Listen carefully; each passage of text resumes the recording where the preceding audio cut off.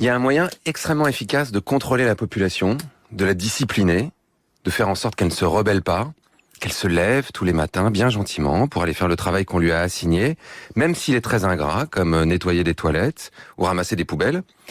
C'est d'avoir rendu tout le monde dépendant à l'argent, à la monnaie, et de contrôler peu ou prou la façon dont cette monnaie est créée et distribuée. C'est ce que dénonçait déjà avec humour Colin Serrault dans La Belle Verte, où des extraterrestres observent la Terre depuis leur planète. Ils avaient même encore le système de la monnaie. C'est quoi de la monnaie? Par exemple, si tu veux quelque chose, tu peux pas l'avoir sans monnaie. Même à manger? Surtout. Oui, mais enfin, manger, c'est un besoin, ça, on meurt si on mange pas. Mais ça, ils s'en foutent, t'as pas de monnaie, t'as rien. Tu crois qu'ils en ont encore, de la monnaie? Non, je pense pas quand même. Et pourtant, nous l'avons encore, Cyril. Et non seulement nous l'avons encore, mais la façon dont l'argent est créé est l'une des causes majeures de l'effondrement écologique et des inégalités sociales, et personne n'en parle jamais. Alors, quel suspense, comment est-il créé cet argent? En fait, 10 à 15% de la monnaie est créée par les banques centrales, notamment les pièces et les billets en circulation. Et le reste? Le reste est créé par les banques privées quand vous faites un crédit. Alors, comment ça marche exactement? Imaginons que vous vouliez acheter un appartement et qui coûte 100 000 euros. Ce serait pas à Paris, par exemple. Ou alors il serait très petit. Vous allez à votre banque, vous demandez un crédit, et si le banquier estime que vous êtes capable de rembourser grâce à ce salaire mirobolant de Radio France, il va créer ex nihilo, à partir de rien, 100 000 euros sur son ordinateur, et bim, c'est sur votre compte. À partir de rien, vraiment? En fait, il faut que la banque possède 1 euro dans ses coffres pour en créer 0,8. Disons 1 pour simplifier. Mais avec l'effet multiplicateur du crédit, on peut en fait créer 6 euros virtuels à partir d'1 euro réel. Oh là, c'est quoi l'effet multiplicateur? Bon, ça vous allez aller sur Wikipédia parce que c'est trop long pour cette chronique. Ah bah super, bon alors quel est le problème avec tout ça?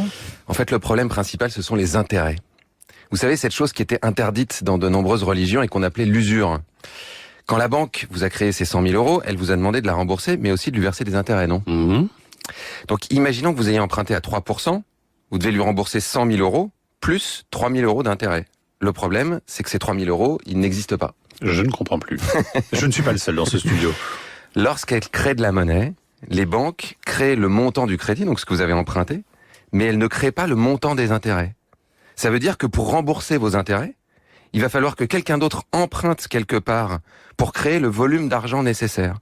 Donc, il faut créer de nouvelles activités économiques sans arrêt. De la croissance. Voilà. Hein? C'est pour ça que la croissance est indispensable à ce système. D'autant que lorsque vous allez rembourser vos 100 000 euros, ils seront effacés du système informatique. On enlèvera la ligne. Donc, il faudra d'autres emprunts pour maintenir une masse monétaire suffisante en circulation. Donc, toujours plus... Or, on le sait, on ne peut pas croître indéfiniment dans un monde fini. Exactement, Hein. bravo Mathieu. C'est ça le premier problème. On ne peut pas produire et consommer sans limite. Le deuxième problème, c'est que si vous ne travaillez pas, vous ne pourrez pas emprunter et donc consommer. Et donc, le système ne marcherait plus. C'est pour ça qu'on vous oblige à être un bon petit soldat de l'économie, qu'on vous apprend ça dès petit, que si tu travailles pas bien à l'école, tu finiras sous les ponts. Le troisième problème, c'est que c'est un système qui concentre l'argent dans quelques mains. Parce qu'au fond, c'est quoi l'intérêt? C'est quelqu'un qui a déjà trop d'argent, qui en prête à quelqu'un qui n'en a pas assez, et celui qui n'en a pas assez va devoir en rendre